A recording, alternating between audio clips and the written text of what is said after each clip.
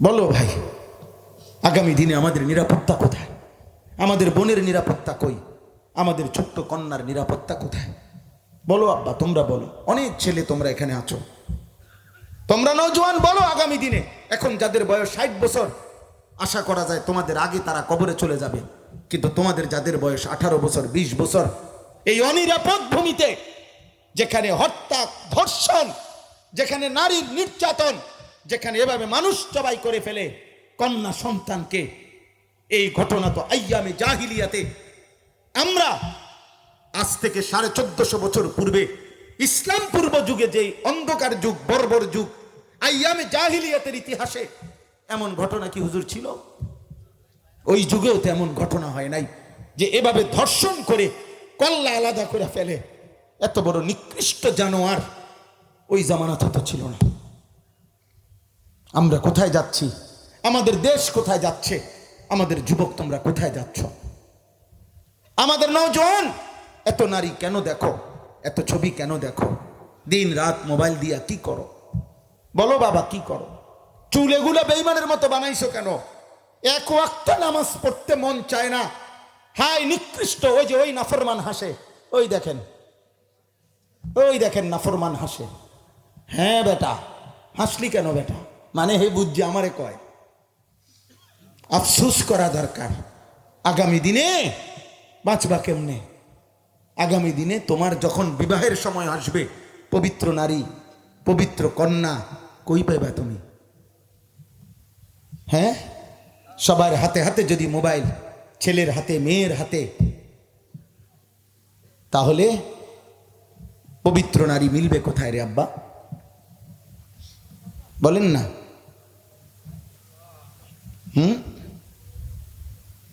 আমি সাফ কথা ভেবে দেখেন, তোমরা এই ছেলেরা ভেবে দেখো, গুনাহ তোমাদেরকে তো, আখেরাত তো আছেই, জাহান্নাম তো আছেই, দুনিয়াটাও তো জাহান্নাম বানায় ফেলবে, দুনিয়াটাও তো আগুনের টুকরা বানায় ফেলবে।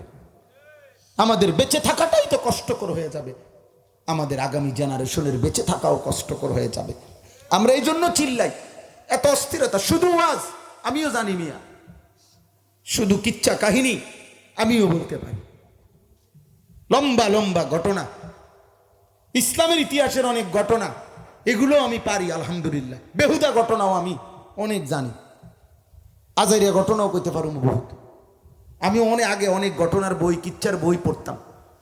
ও বগুড়া গেছি আমি বোনের বাড়িতে, ওইখানে গিয়ে বেহুলা লক্ষিন্দরের বই কিনে আনছি পড়বার জন্য, 2টা বই। সাপে কাটছে যে লক্ষিন্দরের বেহুলা কলা গাছের বেলাত করে আপনার ইয়া নিয়ে গেছে, এটি পড়ছি বইয়ে বইয়ে। রহিম রুব্বানের ঘটনা, এগুলো তো পড়ছি আমরা। গল্প বললে ডালিম কুমারের গল্প, এ তো বলাই যাবে আব্বা, কিন্তু তোমাদেরকে ফেরাবে কে? আল্লাহর দিকে ডাকবে কে? বোনের ইজ্জত যেখানে নিরাপদ নাই, ছোট্ট মাসুম কন্যা, ওই মেয়েটা এই 8 বছরের যে কন্যাটাকে হত্যা করলো, ধর্ষণ করলো, তার কল্লাটা থেকে তার শরীরটা আলাদা করে ফেললো, সর্বপ্রথম তার মা এটা দেখছে। এই মা মৃত্যু পর্যন্ত এই মহিলা ভুলবে কেমনে? এই মেয়েটা আল্লাহর সামনে দাঁড়াইয়া যদি বলে, মাওলা, এই 92% মুসলমানের বাংলাদেশে আমি এভাবে আমি হত্যা হইলাম কেন, খুন হইলাম কেন? ও যদি আল্লাহর কাছে বিচার দেয়, আমাদের কি হবে? বলো ভাই।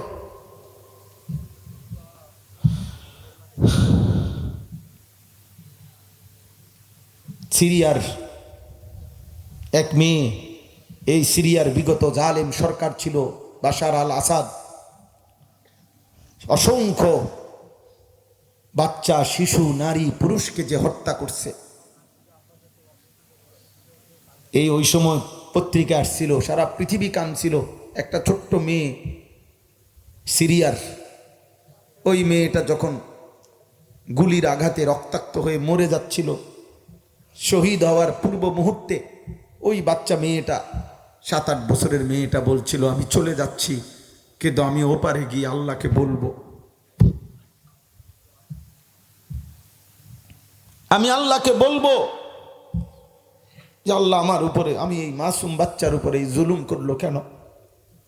ঠিক এই তার অল্প কিছুদিন পরে ওই জালেম বাশার আল আসাদ ক্ষমতা ছেড়ে দিতে বাধ্য হয়েছে।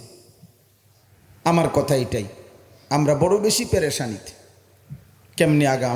আমারও তো ভাই 4.5 বছরের একটা বাচ্চা মেয়ে আছে, রাতের 3টাও যদি বাজে, বিশ্বাস করেন ও কোনো দিন ঘুমায় না যতক্ষণ আমি বাসায় যাই। ও সময় তো আমার কাছে আসলে কিছুক্ষণ আদর করে দিলে তারপরে ঘুমায়। যখনই আমি বাড়ির বাইরে যাই 1 দিন 2 দিনের জন্য, ওরে বলে আসি, আব্বু আমি এই 2 দিন থাকবো না, তুমি ঘুমায় যাইও। আচ্ছা আব্বা, এটা বলে আসলে তো সে ঘুমায়।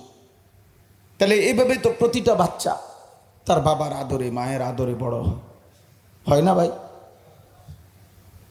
এজন্য ছেলেরা, আজকে আমরা এই মাঠে সমস্ত যুবক, বিশেষ করে নওজোয়ান, তোমরা আগামী দিনের বেঁচে থাকার নিরাপত্তার জন্য দয়া করে তোমরা একবারের জন্য হলো কলিজার ভিতর দিয়া প্রত্যেকের জায়গা থেকে, আমরা কোনো দল বুঝি না, আমরা কোনো দল বুঝি না, এখানে কোনো রাজনীতি বুঝি না, আমরা দলাদলি ঠেলাঠেলি বুঝি না, আমরা বুঝি 18 কোটি বাংলাদেশের প্রত্যেকটা মানুষের দাবি, ধর্ষকের প্রকাশ্যে বিচার আমরা দেখতে চাই বাংলাদেশে।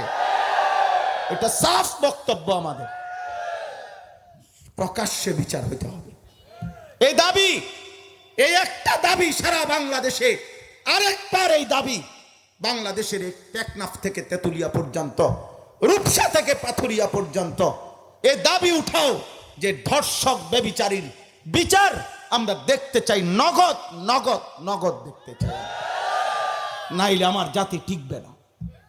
সে যেখানকার হোক, যেই লেবাসের হোক, যেই পোশাকের হোক, যেই জায়গার হোক, আমার ঘরের হোক আর তার ঘরের হোক, আমার পরিচিত হোক আর তার পরিচিত হোক, ব্যভিচারী, ধর্ষক, এই জিনাকার, এই অসৎ চরিত্রহীন নারীর ইজ্জত নিয়ে যে লুণ্ঠন করে, এমন নাফরমানের প্রকাশ্য দিবালোকে বিচার চাই আমরা, নাই তো থামবে না এই পাপ, নাই তো এই জাতি বাঁচানো যাবে না। আগামী দিনে তোমরা পবিত্র নারী পাবা না, ইমানদার নারী পাইবা না আব্বা।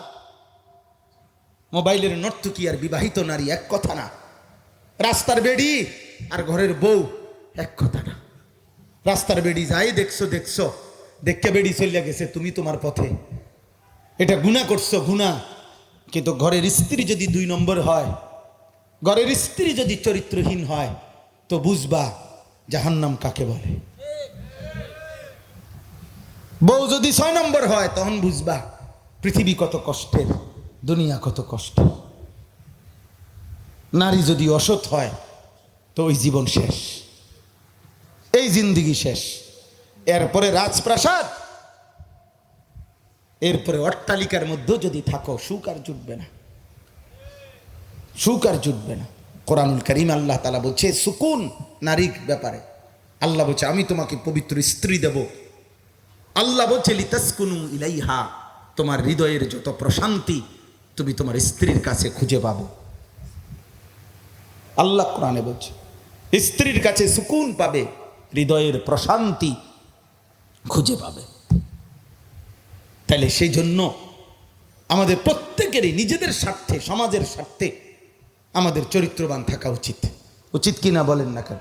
আমি অনুরোধ করছি, রাগ করো না ভাই, কাউরে একক ধমক দেওয়া মাকসাদ না, উদ্দেশ্য এটাই বুঝানো তুমি কেন আল্লাহ থেকে ছুটে যাচ্ছ। আল্লাহ আমাদের সবাইকে বুঝ দান করেন।